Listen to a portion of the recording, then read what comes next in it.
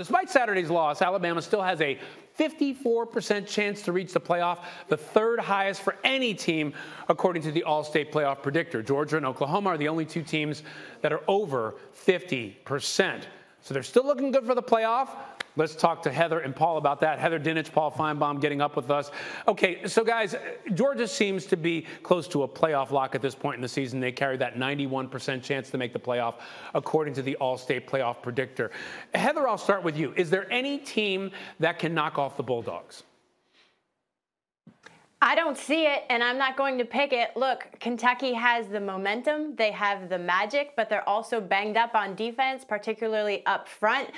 I don't think that they have a tough test ahead of them that they can't win. I think their most difficult games are behind them. And when you look at Georgia's defense, only allowed 2 touchdowns this season. They're the most complete team that we've seen because it's not just the defense. They've outscored opponents by 206 points. So I'm sticking with the Dogs. Nobody's going to beat them.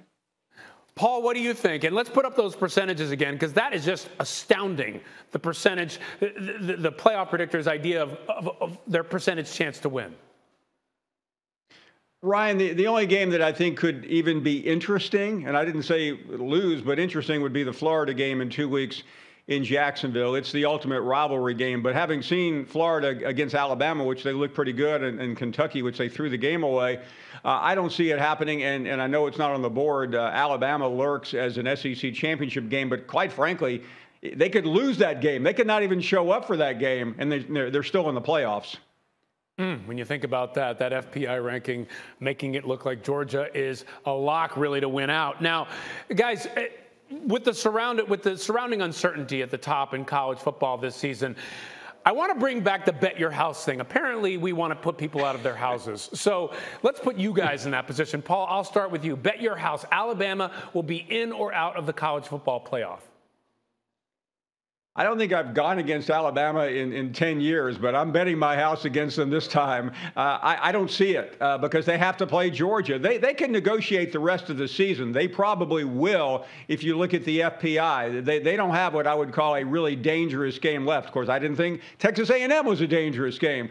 But to beat Georgia, they have to do things they haven't done this year. And quite frankly, Heather already laid out the Georgia template. I don't see it happening. Heather, what do you think? Ryan, I can't believe I'm saying this, and I hope that you have enough room in your house for the 5 people in my family. Come on but over. I agree with Paul. I can't believe I'm saying this on national TV right now because it's going to come back and bite me in the you-know-what. But Alabama's going to be out because I don't think they beat Georgia in the SEC championship. We have not seen a 2-loss team get into the college football playoff. I'll remind everyone the selection committee has to deem a team unequivocally one of the 4 best teams in the country. If they don't win the conference championship, can they do that with a 2-loss Alabama? I don't think so. Oklahoma Sooners, they're coming off a big comeback win over Texas, you guys, but not without a quarterback controversy. This was interesting. Lincoln Riley addressed the media on this issue yesterday. Don't plan on naming a starting quarterback here this week. We'll see how the week plays out and see where we are when we get to Saturday. But it was very clear that Spencer was the guy that was going to start the season. I mean, we're talking about a guy who was the Heisman favorite, possible #1 pick. Heather, should the Sooners go back to Spencer Rattler as their quarterback down the stretch? I think Caleb Williams is the right answer here, but I will also say Lincoln Riley has to make the decision that does not disrupt the rest of this season. This cannot become a distraction, and it was yesterday. Paul, what do you think? No way. Yeah, no, Spencer, nice knowing you, but hit the portal because we've seen this before. It happened at Alabama. Jalen Hurts was supplanted by Tua, and of course Trevor Lawrence knocked off Kelly Bryant. It's the right decision. Spencer Rattler, I hate to say it, he was the best player in the country going into the season. He's not even the best quarterback on his team right now. Unbelievable, especially when you look at those numbers right there on the screen. All right, Paul Finebaum, Heather Dinich, thank you so much. Thank you for watching ESPN on YouTube. For live streaming sports and premium content, subscribe to ESPN+.